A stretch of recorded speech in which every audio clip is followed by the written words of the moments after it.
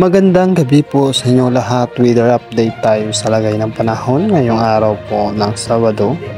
Asahan pa rin sa malaking bahagi ng bansa ang makulimlim at kalat-kalat na mga pagulan at pagbaha.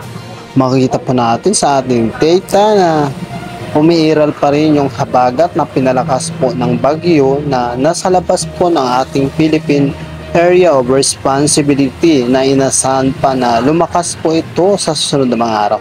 Makikita po natin sa ating satellite images na yung pula na yan po yung sentro ng bagyo na posibleng pumasok yan sa sunod na mga araw. Maliban po yan, may dalawang bagyo po ang nasa labas ng ating bansa.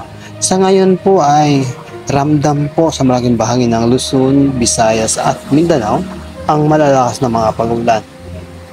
Lalong-lalo na dyan sa Palawan, malaking bahagi po ng Luzon at ilang bahagi po ng Western Visayas at sa may bahagi po ng Mindanao. Yan po ay sa Zamboanga Peninsula, South Cotabato or Soc Sargent, Davao Region ay asahan po natin na may mga pagulan po tayo pagsapit ng hapon.